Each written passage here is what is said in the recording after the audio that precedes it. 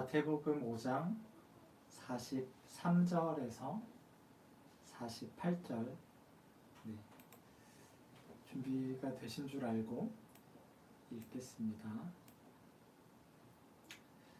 또 내 이웃을 사랑하고 내 원수를 미워하라 하였다는 것을 너희가 들었으나 나는 너희에게 이르노니 너희 원수를 사랑하며 너희를 박해하는 자를 위하여 기도하라. 이같이 한즉 하늘에 계신 너희 아버지의 아들이 되리니 이는 하나님이 그 해를 악인과 선인에게 비추시며 비를 의로운 자와 불의한 자에게 내려 주심이라. 너희가 너희를 사랑하는 자를 사랑하면 무슨 상이 있으리요? 세리도 이같이 아니하느냐? 또 너희가 너희 형제에게만 무난하면 남보다 더하는 것이 무엇이냐? 이방인들도 이같이 아니하느냐? 그러므로 하늘에 계신 너희 아버지의 온전하심과 같이 너희도 온전하라. 아멘. 월요일, 화요일에 비가 무척 많이 왔었는데요. 성도님들은 가정이나 직장에서 비 피해는 없으셨는지요? 평안하셨는지요? 이 비가 막 억수로 쏟아지니까 노아 홍수도 좀 생각이 나고, 지난 주일날 그 에스겔 13장에서 하나님께서 회칠한 담을 폭풍과 폭우와 우박으로 무너뜨리겠다 하신 말씀이 생각이 났습니다. 에스겔 13장 11절에서 13절 말씀을 제가 잠시 읽어드리겠습니다. 그러므로 너는 회칠하는 자에게 이르기를 그것이 무너지리라. 폭우가 내리며 큰 우박덩이가 떨어지며 폭풍이 몰아치리니 그 담이 무너진즉 어떤 사람이 너희에게 말하기를 그것에 칠한 회가 어디 있느냐 하지 아니하겠느냐. 그러므로 나 주 여호와가 말하노라. 내가 분노하여 폭풍을 퍼붓고 내가 진노하여 폭우를 내리고 분노하여 큰 우박 덩어리로 무너뜨리리라. 하나님께서는 평강이 없으나 평강이 있다고 말한 거짓 예언자들에게 속아서 담을 제대로 보강하지 않으면 그 담이 폭풍과 폭우와 우박에 무너질 거다라고 말씀을 하십니다. 지난 월요일, 화요일 이 폭우가 내려서 서울 한복판이 막 물에 잠기고 그랬었거든요.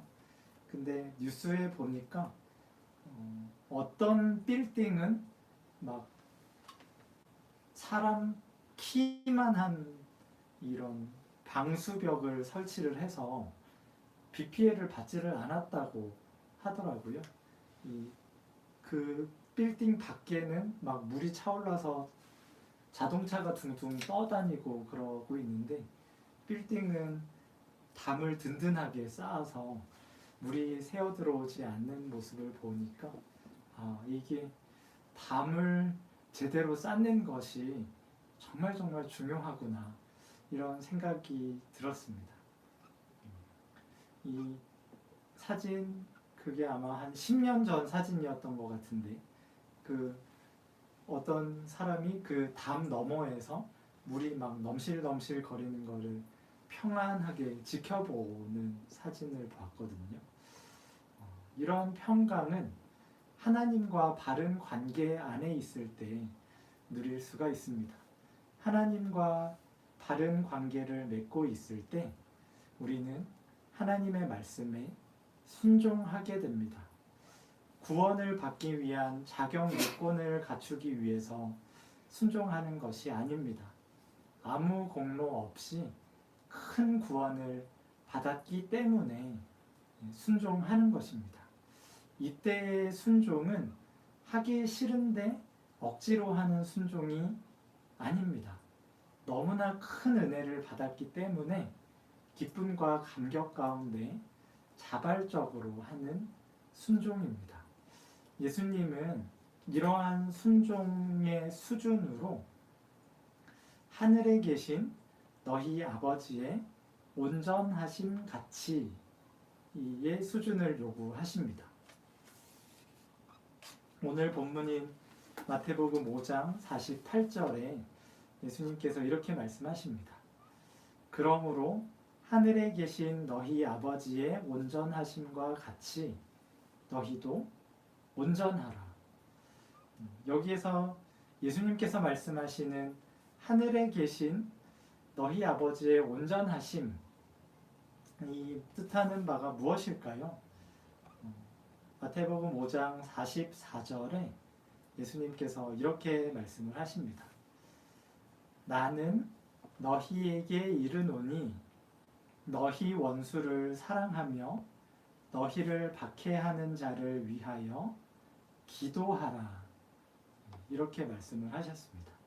너희 원수를 사랑하며 너희를 박해하는 자를 위하여 기도하는 것이 하나님께서 온전하심과 같이 우리가 온전하게 되는 수준이다 하는 것을 말씀을 하십니다. 예수님께서 이 말씀을 하실 때 유대인들이 너희 원수, 너희를 박해하는 자로 제일 먼저 떠올랐던 사람들이 누구였을까요? 아마 이 마태복음 5장 46절, 47절에 약간의 힌트가 있는데요. 제가 한번 읽어드리겠습니다. 너희가 너희를 사랑하는 자를 사랑하면 무슨 상이 있으리요? 세리도 이같이 아니하느냐? 또 너희가 너희 형제에게만 무난하면 남보다 더하는 것이 무엇이냐? 이방인들도 이같이 아니하느냐? 예수님께서 세리와 이방인들을 언급을 하십니다. 이 세리와 이방인들이 힌트가 될 수 있을 것 같아요. 세리는 로마 제국의 앞잡이 노릇을 한 사람들입니다. 유대인들 중에 이제 제가 이만큼 세금을 걷겠습니다. 입찰을 해서 제일 많이 세금을 걷겠다고 한 사람들이 세리가 됐거든요. 그래서 유대인들의 재산을 박박 긁어서 로마인들에게 가져다 주는 역할을 했던 그런 세리들, 그리고 여기에서의 이방인들이라고 하면 유대인들을 지배하고 있던 로마 제국의 로마 사람들, 이들을 떠올릴 수 있습니다. 세리와 이방인들은 결국은 로마 제국을 떠올릴 수 있게 하는 어휘들인데요. 예수님께서 너희 원수를 사랑하며 너희를 박해하는 자를 위하여 기도하라 이렇게 말씀을 하셨을 때 이 유대인들은 로마 제국을 사랑하고 로마 제국을 위해 기도하라 하는 말로 아마 제일 먼저 들렸을 것입니다. 우리 민족은 이 예수님의 말씀이 얼마나 순종하기 어려운 계명인가 하는 것을 미루어 알 수가 있습니다. 우리 민족이 일제강점기를 겪었기 때문입니다. 일제강점기를 우리가 실제로 경험한 분들은 안 계시지만 그때 있었던 이야기들을 전해 들어서 저희가 알고 있잖아요. 막 쓸만한 것들은 집에 있는 밥숟가락까지 다 쓸어 갔다고 하고 굶어 죽지 않을 정도로만 먹을 것을 남겨놓고 다 가져갔다는 이야기도 들리고 강제로 속여서 잡아가서 일을 시키고 일에 대한 대가를 제대로 지불하지 않고 마음에 들지 않으면 잡아다가 옥에 가두고 고문하고 죽이고 하는 그런 일본 사람들의 만행을 우리가 익히 들어서 알고 있지요.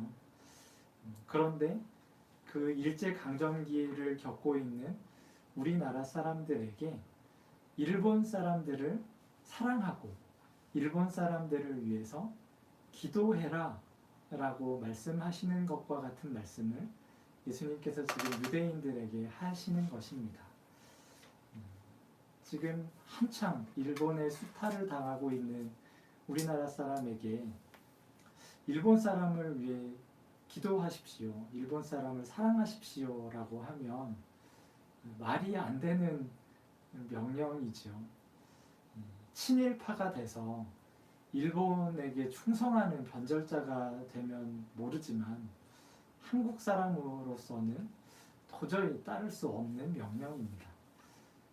그런데 예수님께서는 이런 명령을 유대인들에게 주시는 것이에요. 이것이 하늘에 계신 너희 아버지의 온전하심과 같이 온전하게 되는 삶의 방식이다 하는 말씀을 주십니다.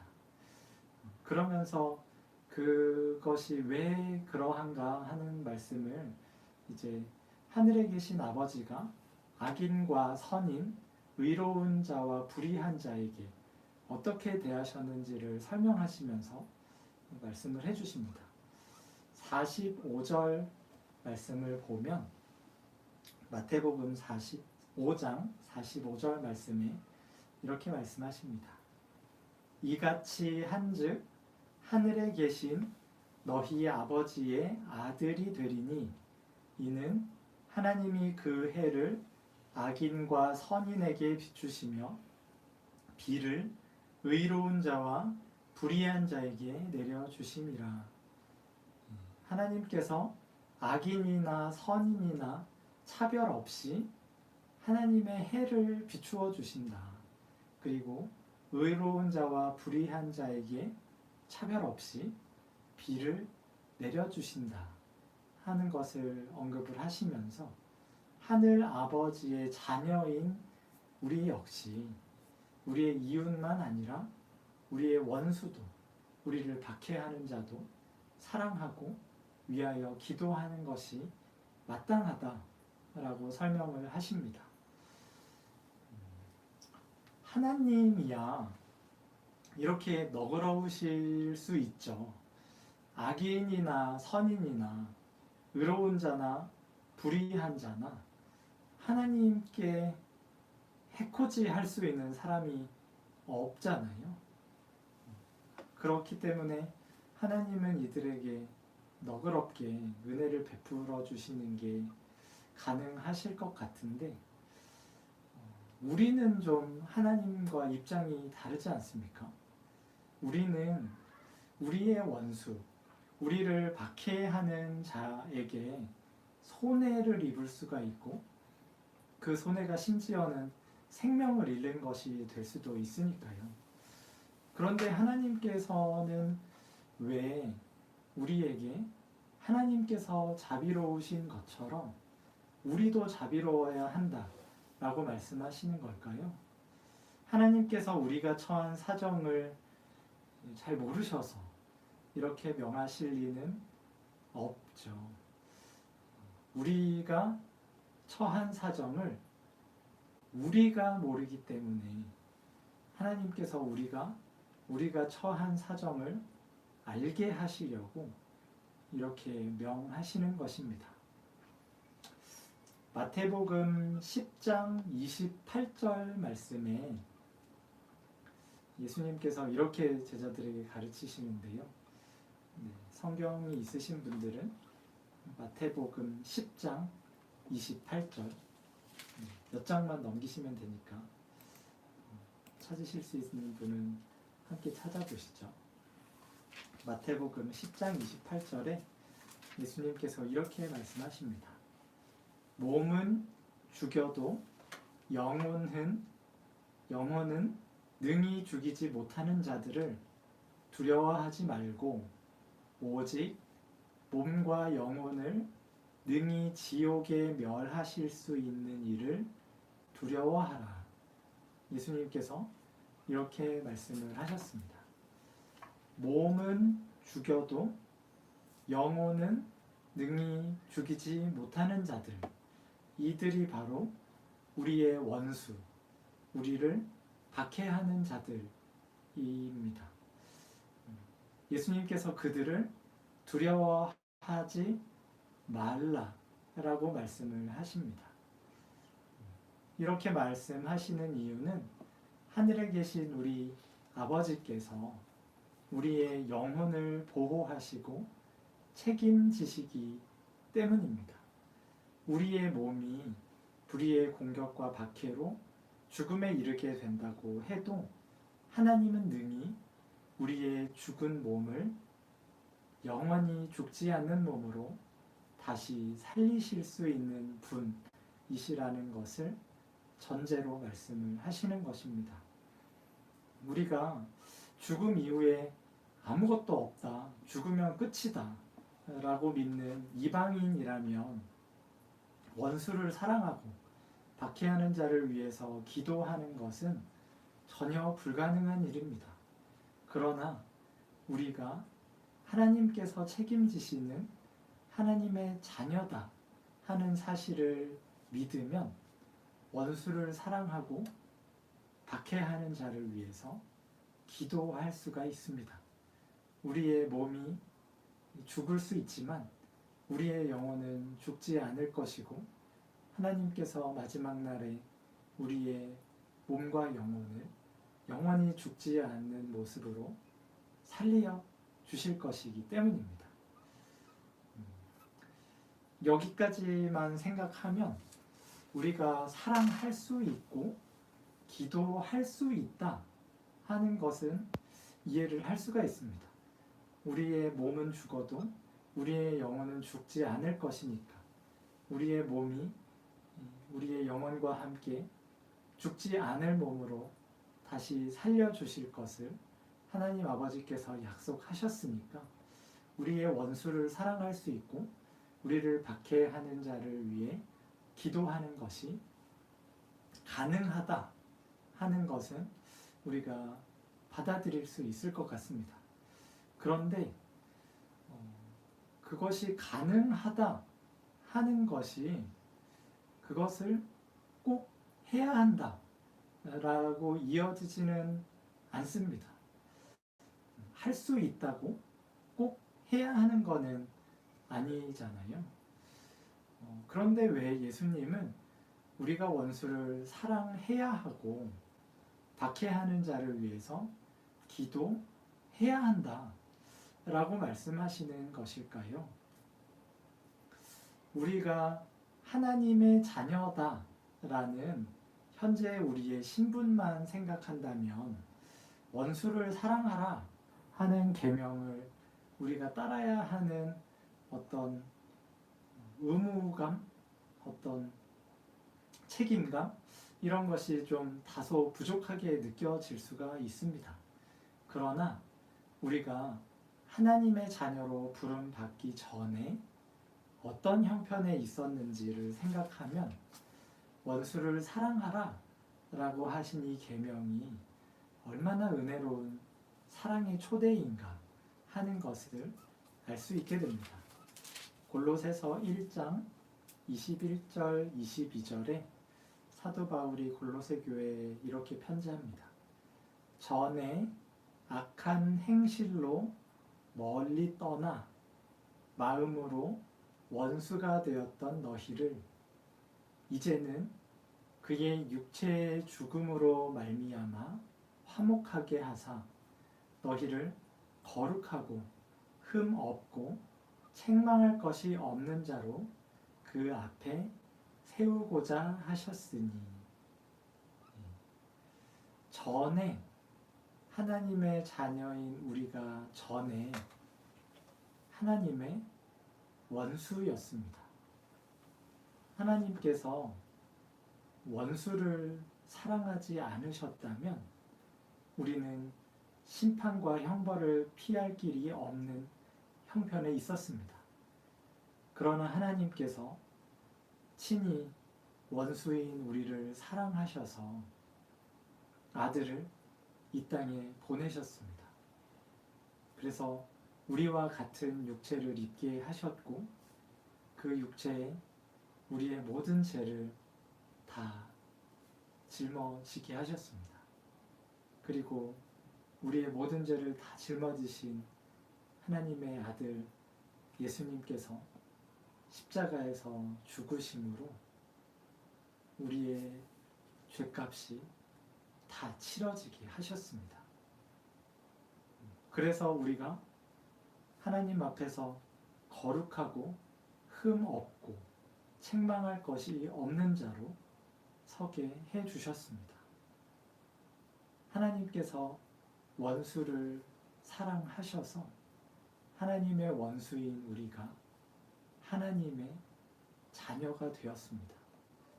우리는 이 원수를 사랑하라 하신 계명의 직접적인 수혜자입니다.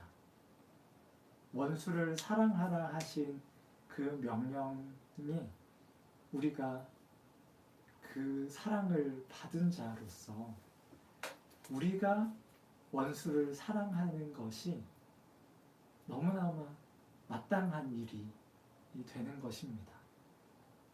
원수였던 우리를 자녀로 삼아주신 기쁨 때문에 우리 역시 우리의 원수를 사랑하고 우리를 박해하는 자를 위해 기도할 수 있습니다. 그리고 그렇게 해야 합니다. 그렇게 해야 하나님의 아들이기 때문이 아니라 우리 안에 하나님께서 주신 기쁨 때문에 우리 안에 하나님께서 주신 감격 때문에 그렇게 하는 것이 마땅합니다. 하나님은 우리에게 원수와 박해하는 자를 허락하십니다. 그리고 그들을 사랑하고 그들을 위해 기도하라고 명하십니다. 이 계명을 순종하는 과정에서 우리가 하나님의 원수였다는 사실과 그런 원수였던 우리를 하나님께서 자녀로 삼아주셨다는 사실을 더 생생하게 실감하게 됩니다. 우리가 큰 은혜를 실감하게 하시려고 하나님께서 일견 우리에게 전혀 불가능해 보이는 계명을 주시고 그 계명에 순종하라고 요구를 하시는 것입니다. 하늘에 계신 너희 아버지의 온전하심과 같이 너희도 온전하라 하시는 예수님의 요구는 우리에게 부담을 주시려는 의도가 전혀 없습니다. 우리를 거룩하고 흠 없고 책망할 것이 없는 자로 길러내시는 과정의 일부입니다. 문제는 우리에게 있습니다. 우리가 하나님의 원수였다 하는 사실을 제대로 알지 못하고 우리가 하나님의 자녀가 되었다 하는 사실도 제대로 알지를 못해서 하나님께서 우리에게 사랑으로 주신 이 계명을 부담스러워하고 순종하지를 않을 때가 있죠.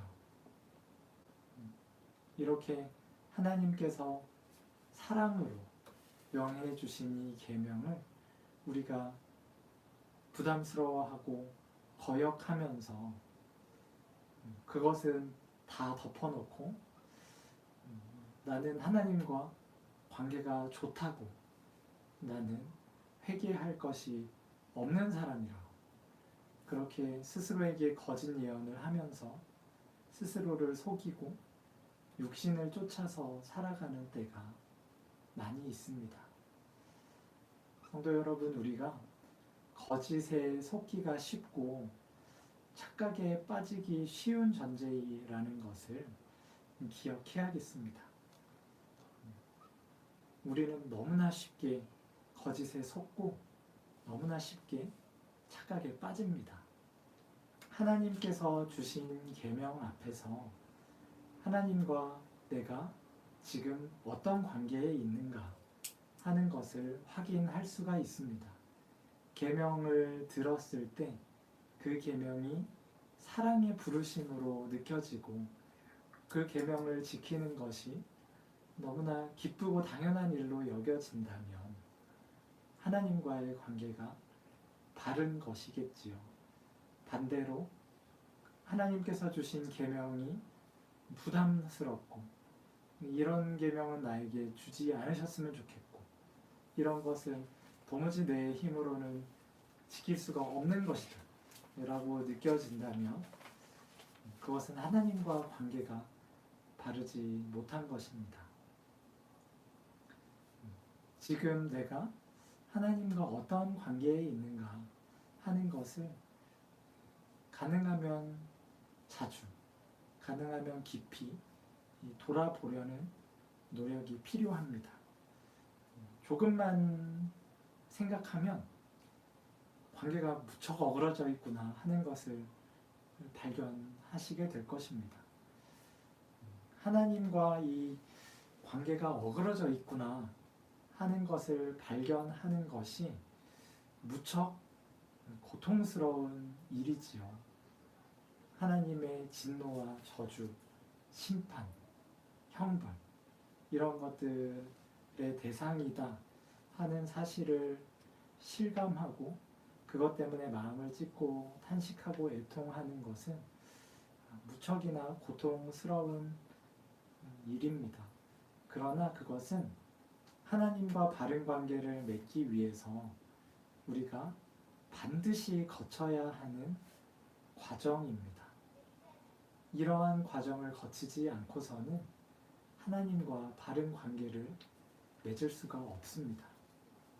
내 마음대로 내 심령을 따라 나에게 거짓 예언을 하는 그 마음으로는 하나님과 제대로 관계 맺을 수가 없습니다. 그 마음이 찢어져야 되고 육체와 함께 그 정욕과 탐심이 십자가에 못 박혀야 됩니다. 그럴 때 우리를 향하신 하나님의 그 풍성하신 사랑이 더 온전히, 더 생생히 우리에게 경험될 것입니다. 원수인 우리를 위해서 아들을 죽음에 내어주기까지 우리를 사랑하신 하나님, 그 하나님께서 우리 아버지라 하시는 이 사실을 늘 실감하면서 아버지의 온전하심과 같이 우리도 온전하게 되기를 힘씁시다. 우리에게 넘치게 부어주신 사랑을 우리에게 주신 계명을 순종하고자 몸부림치는 과정을 통해 하나님께서 더 풍성히 경험하게 하실 것입니다. 우리의 힘으로 할 수 없는 그것을 하나님께서 오직 은혜로 우리에게 허락하여 주셨음을 깨닫게 하실 것이며 하나님께서 주신 힘으로 그 계명을 기쁨으로 순종할 수 있는 사람 되게 해주실 것입니다. 기도하겠습니다.